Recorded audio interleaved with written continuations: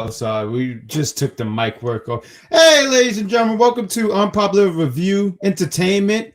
We're here to talk about Squid Game Episode 2. This episode is named Hell. Quite the name title for it. If Squid Game, the name is catchy, Hell will be much more catchier. We're the host for tonight's evening. I'm James. I do sound cool, but don't really sound cool. And he's Vic. Vic, what's going on, my friend? How are you? Chilling, man, chilling. I'm happy that I finally got to catch up on this show and see what the hell everybody was talking about. Because before I saw all I knew, it was just a bunch of PlayStation controller people. Oh, I like how you bought that. That was smooth. That's so, good. like, I don't know what this was about, but now after watching the first 2 episodes, I'm like, oh wow. You wasn't able to be here for episode 1, but please give us your quick thoughts on episode 1. Because that was your first time watching it, right? So what was your thought? Yeah. I saw episode 1 last week and like telefono. So I saw episode 1 last week and it was real cool. It was real cool because honestly, what got me into it was clearly everybody hyping over it, obviously. And at first I was a little annoyed at the fact that I got to read subtitles and things like that. I was able to find like an English type version. So that was cool. And then, after getting past the part that what was being said isn't necessarily what's being put out of these people's lips. After getting past that, which would happen very, very quickly, I really got into the story, because it's relatable. It's a situation where the guy, he has his relationship with his daughter. He's trying to build a relationship with his ex-wife. And he's scared that she's going to go to the US, and the grandmother's even scared because she's like on some she's going to lose her Korean culture. She's going to speak English. She's not going to this and that. Eat that American food. Yeah, eat the greasy American food and all of that. I mean, which is a common thing, like in not just Korean, in many cultures. Like, you know what I mean? One of the saddest things in life is like when you have grandchildren that you can't even communicate with, because they went to another country or whatever and they didn't learn what you know. So anyway, the dub version was the absolute worst. If you're doing yourself not watching the Korean with English subtitles, really? Okay, okay. That's good to know. What up, George? Good to know. I'm curious to see what I'm actually missing. Because I would watch the English dub part, so it was and it captivated me. It brought me in, and then with the whole thing, when the whole situation of, actually, what was really interesting was the whole thing with the cards. When they first that whole situation with the two with the envelope, you had to flip that thing over. Like that just felt so like it reminded me of like Scully. It reminded me of like quarters, like, you know what I mean? Like things that people play in the bodega off the blocks. Okay, so you was able to pick, because I couldn't get, and I remember when I was talking to C, I was like, I'm not sure that's probably a game they play over there because I did not get it. Like, obviously, when they get to red light, green light, I was like, oh, yeah, I remember playing that as a kid. I remember that. I always lost at that. But this, I was like, I wasn't familiar, but you was able to pick up something from this. Yeah, because basically what you have to do is just hit it and flip it over. It's very, very basic. You know what I mean? So like people do that with quarters. They either hit the quarter to flip it over, or they just throw the quarter to the corner to see who's the first one to get it closest to the corner. It reminded me of like those kind of games, like the games that people play when they're bored and then they just need something to bet on. You know how like drunk people, they'll take like the bottle caps and they'll throw them, and then you'll see which one goes the farthest and whatever. You know what I mean? Yeah. Like a horseshoe game type of simple things, that's the kind of thing that it reminded me of. And the guy went so hard to win that game, and when he finally did, he was just like elated. And and that was the hook. So then he got him in that, and then all of a sudden, he was at the PlayStation house with a whole bunch of green people. You know what I mean? Suddenly came red light, green light, and then by the first time you hit the red light, that was a wrap. That was a wrap. And that's what made me like, and still at that point in the story, I was just like, okay, all right, no problem. But then as soon as I started seeing everybody getting off, then I was like, whoa, what is going on here? And then the old man really captivated me. He was having the time of his life. I mean, like, it's so funny. I mean, people were getting shot, and here he is, because he got that old shape. Just chilling, playing red light. He was having such a fun. Like, wow, this is insane. And then you got this big machine just turning heads. And I mind you, like, when I saw that big machine, I was like, you know what? This is going to be cosplay central right here. Yeah.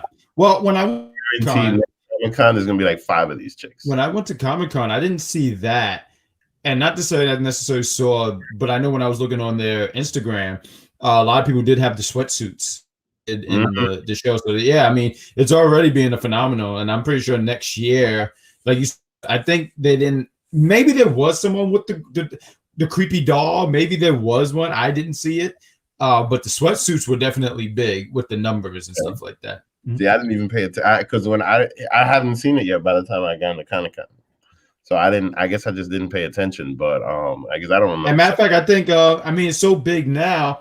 I know I was looking on IG and something was going on in Korea, I think, but there was someone, they had like some kind of march or something going on, not right, but a protest, and people were wearing the mask, like the triangle, the square. So I mean, it's really taken over right about now, where you're seeing the sweatsuits, the PlayStation buttons, and I mean the doll. Like, yeah, I'm pretty sure. I mean, the doll was creepy, or the big machine doll was very, very creepy.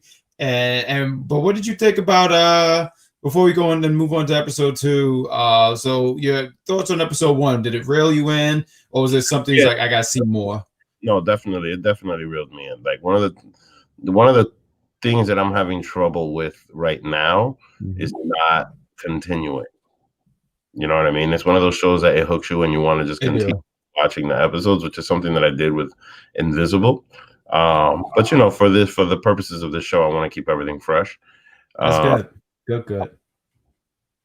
There's actually a real Squid Game happening. I know you was reading that, right? No, I was looking at that, but that's wild. American?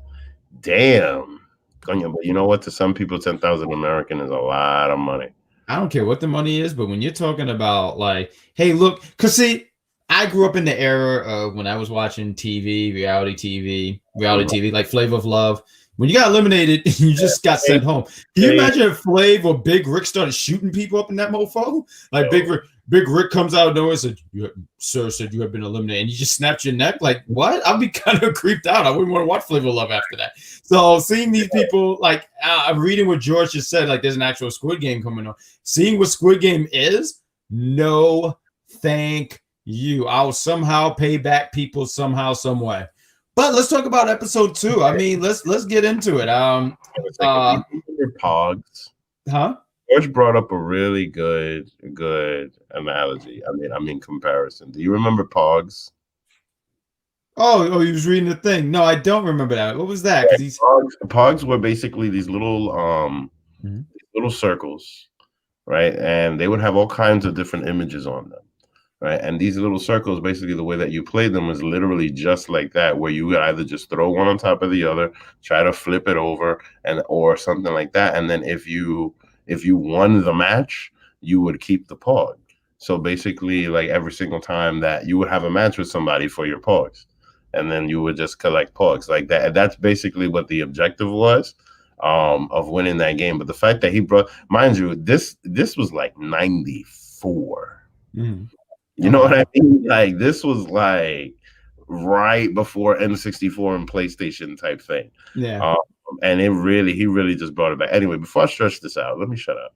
Will you go? Louis Armstrong, that mofo, right? Before I stretch this out, Louis Armstrong, right? Right.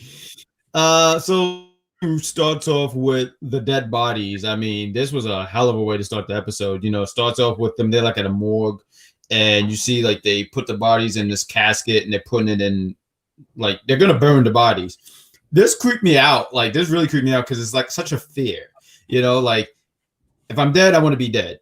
I don't want to be dead where I'm in a casket and I can still breathe. Like, there was a guy trying to really get out of there. And then you just see the guy, like, push his hand and nail the nail the freaking casket. And I said, oh, hell nah. That means everybody actually died. No, not everyone. Yeah, because you don't necessarily die from a shot. You don't necessarily. It depends on where you've been shot or how many times you've been shot. I mean, some people could take bullets. That's 50. But I move on. So we have so you have these players. They're sitting there and they're thinking about like, yo, do we really dead when it's still wrong word to say here, but do we really want to keep this going? And people are trying to figure out. I can't believe it. I can't pronounce me and C, we just say main guy. Main guy, he's just so grateful because on the field he's to getting eliminated. But Ali, the strongest Ali there is, he saved him when he was about to fall. He grabbed him with one arm and saved him. Ali's a good one. Ali is someone to keep an eye on. You know, that's in there like you know that to keep an eye on because wow. Mm-hmm. I mean, super strong too. I mean, to carry really move a pencil without like struggling. So to him to hold a whole human being with one arm like that was impressive. But now they're trying to figure out what they want. If they want to do it. People are begging once the PlayStation button guys come out. This and this and congratulations. I love how with it like people just died. People just died, and they're like, "Hey, congratulations! You move on to the next round." Like nothing happened. I'm like, "There's blood spilled here, sir. What are you talking about?" And you know, people are begging. They're like, "We don't want to play anymore. We don't want to do this anymore. I'll pay back our debts. We'll somehow do it." And like next thing you know, these guys just had it up to here with the begging. Shoots to the sky. Boom! Sounds like something out of the Bronx. And you know, it's just you know. They're like, you decide to do this, you're going to do this. But one guy, the smart guy, it's main guy's friend, the one with the glasses, said, well, there's option, I'm going to say option C, that's a wrestling term, and said, well, if the majority votes, then we don't have to do this anymore. Mm-hmm. To which the guy said, okay. I thought this part was very interesting because you would think after everything that happened in round one that the voting should be. I actually like this because it was kind of, to me, it was real because there are people who. Okay, let me just go a little deep. Okay, I like this part a little bit because it just kind of add a little realism to it for me. So when they bring out the buttons and you had to vote, people were voting. I'm done with this game, but you actually had people who still wanted to play. I mean, but though, wait a minute. Sure, go ahead. Part that you forgot. Sure. See, at first. They were all begging to get out of there. Yes. First, that first lady, she was sitting there begging to get out of there, and then all of a sudden, a whole bunch of people followed with the crying. But then the whole thing with the voting, and then after that, they were just like, "All right, now we're gonna go to a vote." But remember, and they pull out this big dome. Yeah, no, it was a piggy bank. Yeah. No, you're right. You're absolutely right. That's good detail, right? Because the thing is that I feel like they all would have unanimously voted out if they didn't see that the money was tempting. No, that's a really good point. You do. I remember listening to an interview with somebody, and they were like, because I try to separate entertainment from wrestling, but I think you know who I'm talking about when I say this. But they were going to give him money. He said, I couldn't look. Knows how tempting really make you do some wild stuff. Mm-hmm. So you're right. Where they were ready to leave. You're absolutely right. Good job, Vic. They were ready to leave. Then you see this this nice batch of money that they're like, I think I got, that meme. They're saying, ain't nobody got time for that. They had time for that money. They sat here and thought about it and they said, facts. Because some people, even when they saw it, they were done. They were done. But there were people who just said, I want to be here. I want to stay here. To which, and I thought it was so interesting here because to me, it's clear like we need to go home. Like people are dying. We need to go. But, we need to go home. But people, what? We go out here. It's just as worse out there than it's in here. It's almost like no matter where we go, we don't win. We don't have a chance. We have a better chance because they said the money. They said we can stop playing the game, but that money will go to the families, to the individuals who are no longer with us. And they're like, nah, that money should go to me because I need this money. So I thought that was really interesting. If you do notice one thing, I probably should have saved this for like the final thoughts or whatever, but sure. If you do notice one thing, that a lot of them are having financial situations that they put themselves in. Absolutely. You know what I mean? Not necessarily things that like the pandemic that just like happened to people and all of a sudden they had to go on unemployment type of shit. You know Yeah. what I mean? Like these were like bets, these were decisions, these were a lot of these things were just like decisions that shouldn't have been made. And you kept hearing more and more in that throughout throughout the Yeah. whole story. So literally I think that just about everybody there was pretty freaking desperate. Yeah. You know what I mean? Like, and I feel like that adds to it. I feel like that adds a lot more to it. Because not necessarily just the main character with his daughter and his mother, Yeah. but in other There was a characters. bunch of, absolutely. And this is what this episode, it was funny. C said last week episode 1 was dry to her because there wasn't enough. This episode there was a lot of layers, and we're gonna break down each some of the characters here. But anyways, voted that they no longer want to continue the game. They said no problem. They do this remind me of this one Uber ride I had one time when my car declined and they just threw me out the car. They had these people all tied up. And yeah, I was tied up too. It was a wild party. I can't say stuff what happens on air. I can't be revealing all my what goes on in my life. But yeah, this Uber driver. This Uber driver, or what I would say is, I gave the Uber driver a 0 rating, and for whatever reason, I was throwing out the car. But yeah, they're driving, they're returning people back to reality. You know, you have main guy and pocket thief. Who oh man, I had to look her up. I said she's a pretty girl. She's bad. Oh my god, yes. Like it might be because I'm watching the dub version, but she reminds me of like a young Korean Black Widow. A Black Widow. Oh, I can kind of see what you mean slightly by it. But Like, to a very small extent. I see what you mean. Yeah, because like she never raises her voice. She's always very like calm and mundane, and then just doing all of these things and putting knives to people's throats and ready to throwing coffee on people. Oh, was it tea, whatever? You know what I mean? Like it doesn't matter. It was hot. Fact. Not as hot as her. She's cute too. Oh yeah, that's what I mean. Yeah. No, she's a cute. Yeah, she's cute. She's a model, actually. I looked her up and she's a model.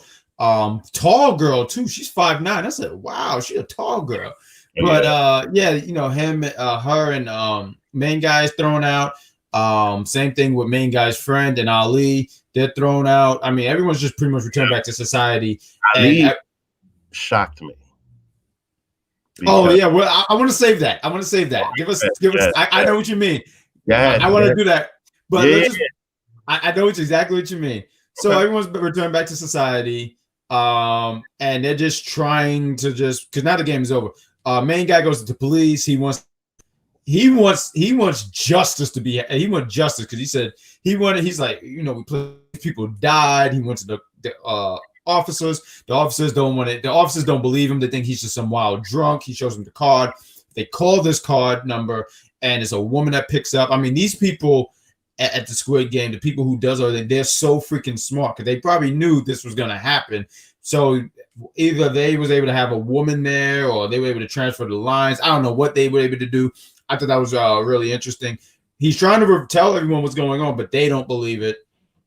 And then we see the officers. The officers, his name is, I'm going to remember his name because it's like Hong, because I feel like his name is close to his Tekken character name, Harang, but I'm going to say Hong. But Tekken. Yes, I love Tekken. Tekken. Oh, wow. Yeah, Tekken is awesome. Tekken is my favorite fighting game. But I digress. But, you know, he sees the card, and you just see these different stories going on. So main guy, just to break him down real quick, you know, he tried to go to the officers and explain everything going on. He's not being listened to. And, you know, he gets a call later on. He runs into his friend, and they're hanging out, and they're like, and he's trying to figure out why was you in there? Why was you in there? Facts. And you know, I'm kind of like, dude, you're not dumb. I know you're not that dumb. Why were you in there? Why do I think anyone was in there? It was for the money. They saw money, and they got these people who are they're clearly addicted. Facts. So, you know, he's with his friend. He gets a call from the hospital. His mother is at the hospital, and she is just going totally through it. She's diabetic. They're talking about amputating her feet. I gotta say, Mama shoes is a tough one because listen, let me tell you, when she walked out there with them badass feet and the little, and she was like, and the son is like, "Mommy, you need to stop. Don't do this." He's like, well, who's gonna pay the rent? Yeah, that's what I thought. And then she slowly walked off. No, but what hit harder was when she was like, he responded. He was like, "No, but insurance will take care of that." And then she was like, "Oh, insurance, help! You remember when you got rid of that? Remember when you got rid of the insurance? Who's gonna pay now?" And that shit was heartbreaking. It wasn't. And it was nothing he could do. Yeah, like, how do you come back from that? There's no coming back. That's your own fault. That's the other thing. That's like what I was alluding to earlier. That's another thing that is like adding to the pressure. Things like that are what makes the outside worse than the inside. I feel like episode 2 was literally all about that. That's the hell. I mean, mind you, let me shut up because you're doing a great job. And I think it's funny when you said hell. I think that's why they even titled this episode hell, because as you say all that, it's like, right, even though this inside was bad, because what can this man do to help his mom? I think that's the most, as any son, all you want to do is make your mother proud. You know what I mean? All you want to do, your parents, period, but your mother is such a different love. You're supposed to take care of her, and it's like nothing this man could do. So that's heartbreaking. Pickpocket, she's going through it too. She sees her little brother. We get a little insight on her, where she was trying to get some money so she could reunite her family. I don't know about the father, but the mother, I think, is in China or something like that. She's on the other side of the world, and she's trying to get money so she can bring her in and have the family reunited. And that's when you talk about that, when you were talking about earlier, when she threw, I think, what was that, like a shark loan she was at? Like, remember the guy she threw at? Smuggler, because he was talking about okay, past a certain border and how that right, yeah, very secure now, and it's going to cost 40 million yen. And I'm like, I don't have an idea as to how much that is in dollars. I would have to. I'm terrible at it. I wouldn't know either. I'm assuming it's a lot of fucking money. You know what I mean? She's talking about money that she had already spent, and she's putting her knife to his throat. And mind you, she probably just stole a bunch of money from him, or Lord knows how much that was. But she's very, very good at doing that. She's so good because, like, it was so smooth. You didn't see nothing. Right. And when you see it's just a pocket rip, that was dope. No, that was dope. We see homie, glasses homie. He was with Ali, and Ali actually used his phone. He let Ali borrow it so he could call his family. But he's going through it too, because when his phone was dead, so when he was charging it, there's a lot of loans and investments. Like, you could tell, like, he owes a lot of money, and it's really bad. He owes a lot of money. He's in the house. No, matter of fact, let's talk about this. His mother, who works at a shop, and his mother is just praising her. He's in America. He's doing all these amazing things. He's so smart. He makes me proud. And then the police officers come to her. I felt bad for her mother because she was doing all this bragging. Yeah, and then right in front of that lady, and that lady sees it too. But please. The lady was all like, "Is he single? I know somebody he can meet." And then she's just like, "Oh, he's very picky." I know that. I mean, the way she said it too, he have high standards. Yeah, facts. And then all of a sudden, in comes 5-0. Hey, listen, your son is caught up in embezzlement and all this other shit.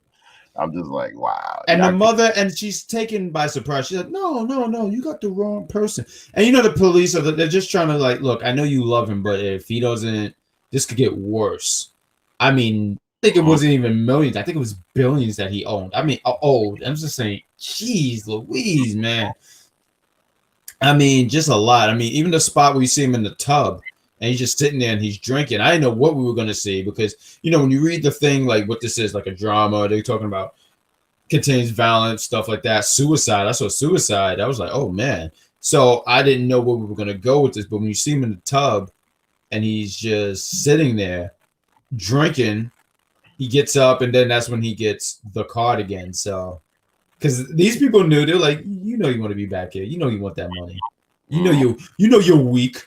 You know, you're weak. Get your ass back here right now. Get your ass right. Put that suit on. Shut up and get back here. And then before we get back to the main guy, I think this was the last one. Let's talk about this guy. I just call him Cockface because like he has a picture, he has a tattoo of a cock on his face. So this guy, he's like the criminal. That's a cock on his face. If you take a look, I call him Cockface. You know, CF. I'm actually curious to see what he does. Oh, really? Okay, talk about it. If it's the English dub version, but like they gave him like this really badass voice, right? And then at first he was just with his boy, well, quote unquote boy, trying to set up like a sting and to steal all that money and all that. And he was literally just trying to bum rush in there. But long behold, yo, I mean, you know, damn, the level of greed that's just going on here is just insane, like all over the place. You know what I mean? Like, you know, it reminds me of Scarface when the guy was just like, you know, never underestimate the other guy's greed. You know what I mean?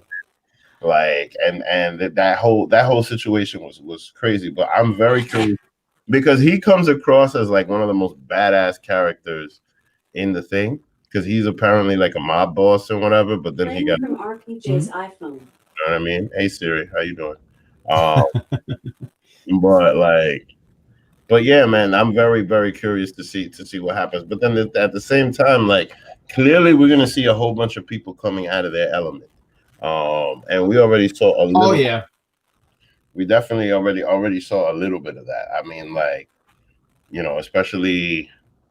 I mean, but you know what though? The truth is, even though there is greed, one thing that I was happy to see around the end of the episode where the main character, he had to lower himself to go ask his baby mama for money.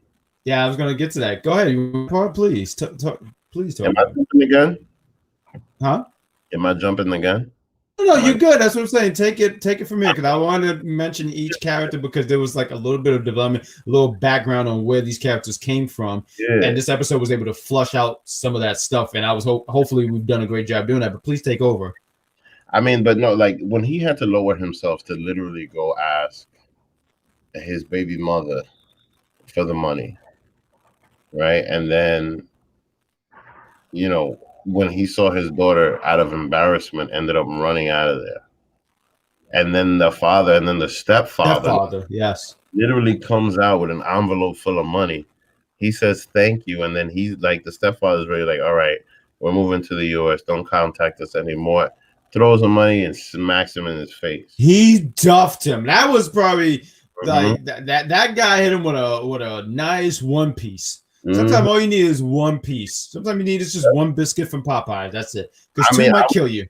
I was happy to see that because I seriously was. I thought he was gonna do like you ever seen the movie Talladega Nights? Oh yeah. I thought he was gonna be like Ricky Bobby's father. You know what I'm saying? Or like he'll go pull out the tickets and sell the tickets.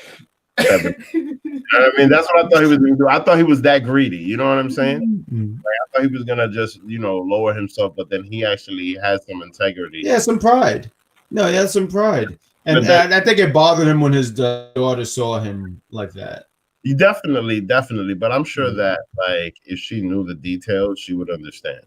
Right. You know what I mean? But, like, at the same time, you know, she's a 10-year-old. Like, what does she know? She's like, Daddy, why are you hitting him? Daddy, you know? Why? No, Daddy, why? So like her seeing him like that is probably heartbreaking for him. But then at the same time, I was very proud of him when he did that. You know what I mean? Because yeah, yeah. Two more scenes we're going to talk about, and then we're going to call it a night here, ladies and gentlemen. But let's talk about this old man. I mean, he has with the old man. The old man tells him pretty much that he's going to go back in there. To which, you know, main guy's like, why? After everything we went through, and he mentions like, well, my time is running. I'm running out of time anyway, and I'd rather not sit here and wait and die here. I'd rather being in do that, which was interesting way of looking. Um, Mm-hmm. but I guess when you're older, you just pretty much like, I've lived my life. You know what the hell? Let's I guess because me, I would just be watching Will Fortune, but maybe I won't be as cool as Yeah. this old guy. You know what I'm curious to see about the old man Mhm. is if he has any family. Ooh, Because ooh. for example, like like I have a lot of students. All of my youngest students are 65, right? So Uh, like a lot of their perspective is basically like I just want to leave shit for my kids. right. I mean, like I lived my life. I've done everything already. I live in a world now that is for the young people. I don't necessarily understand it.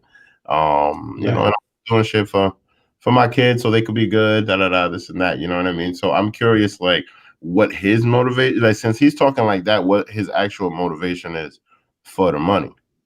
You know what I mean? Oh, yeah, we'll have to wait and I'm see. curious because I want to know where his greed comes from. And clearly you can see everybody else's is about like they just trying to cover their losses. I like that too, because like that's a really good point because you don't see all that from him. Like, what is his motivation? Everyone else is they want to pay back debts or get out of debt, or they want to get money just because, or reunite a family. And there's like a little background, but with him, it's a mystery. So that's good. Yeah, But you guys got to keep watching. they make it seem like for him it's just a thrill. But I don't think it's as simple as that. I really don't. I feel like there's more to him. But I mean, clearly, other than that, the person that stood out the most in this episode was definitely Ali. Oh yeah, we didn't even mention him. Right? There was okay. Go ahead, finish. Yeah. because here's the thing: like when the guy with the glasses gave him the money, he was incredibly subservient, right? And then and the thing is that I feel like that's a part of their culture Right. There's a because respect. There's a great respect. Yeah. no, I mean it's not just that. It's just that like when you provide what they need, at least Mhm. like they become very like, oh, thank you so much, thank you. Yeah. And he was just like, all right, stop calling me sir. Yeah, he was a little turned off by that. And bowing and bowing, Mhm. and it's just like, you know what I mean? Like, and sometimes I'll get them an apartment and be like, brother, thank you, I love you so much, da da da. You're gonna come and you eat wine and all these other things, and then as How soon do as you eat wine? no, the thing is, it's broken English. No. Like, they'll come to me and be like, hey, I'll be like, oh, they'll come in the office and be like, hey, I need house. You have house? And I'm like, no, I have apartments. Mhm. No, your house, 2-bedroom house. Right. I Yeah. always gotta speak broken English. You know what I mean? So Right. when it came to him, he just reminded me of those people that were very like, Right. oh, thank you, sir, type of thing, right? Very Like appreciative. he goes, but then here's the thing: when money's on the table, ooh, Ali was a badass He man. was. Give me He my was. money. Give me my money now. Give me now. You have me. But respectful too. Give me my money now, sir. Piece of I shit. was like, oh shoot. The shit that he was saying though was crazy. He was just like, listen, I was out there working for 6 months and not a dime. Wow. Who does that? That is insane. Like that type of like, I'm curious to know what the hell the labor laws are over in Korea because man, that's Yeah, just as it's an unhumane. yeah, that is outrageous. You know what I mean? Like it's ridiculous. Now, mind you, like in that part of the world, like people from India and Pakistan and Bangladesh, like Mhm. they're all seen as like people from South and Central America and Mexico from over here. You know what I mean? Like lower on the totem pole, basically. And which is one of the reasons why and that's part of that culture over there, which is one of the reasons why I was happy to see him there. But then when that whole situation came in with the money, and he went up to the guy and he was just like, yo, give me the money. And he could see that he had a big fucking envelope. And the guy was sitting there crying like, oh, I need a doctor. Oh, I'm so broke, blah, blah, blah, this and that. I need a doctor too. I didn't know being broke meant you could go to the hospital. Facts. I mean, no, if you ain't got no insurance, that's basically what it is.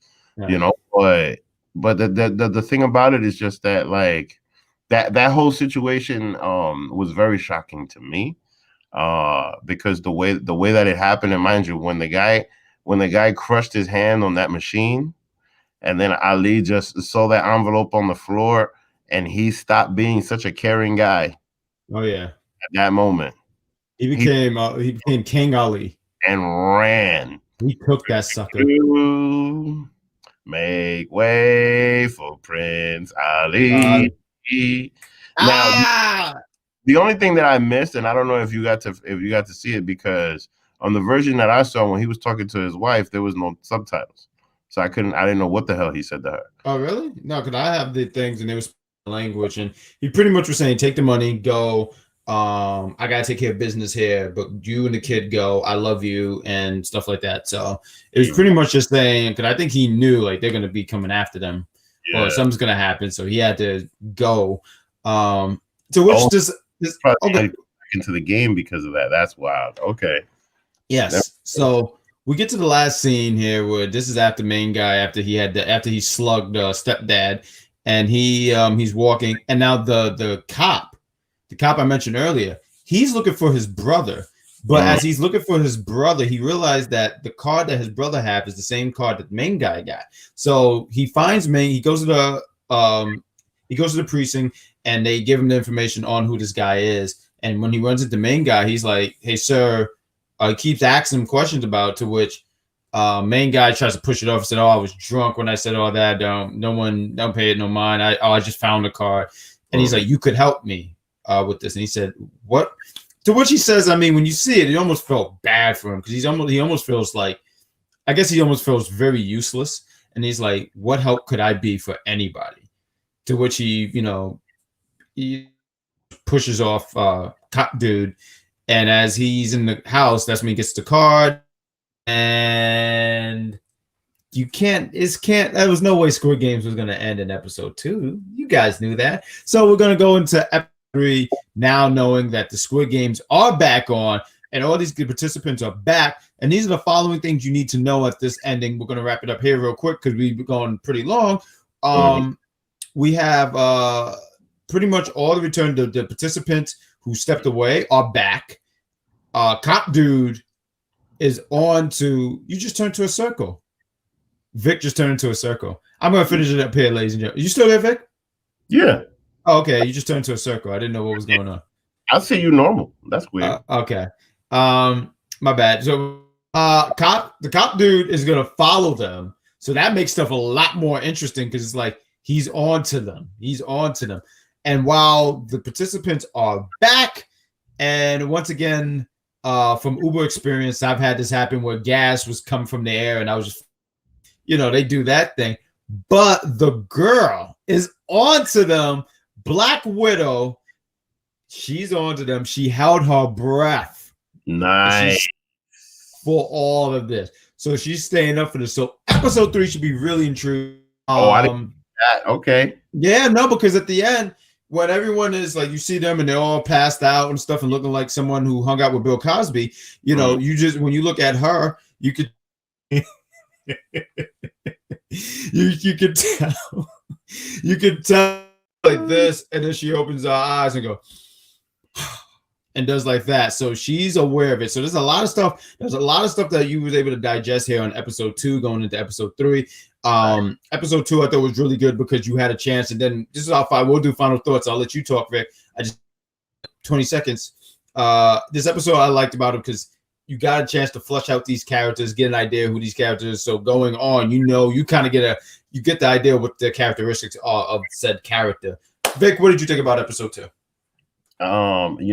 Honestly, when it comes to this episode and this week, I think that vanity is the theme, especially after watching The Devil's Advocate and now watching this show.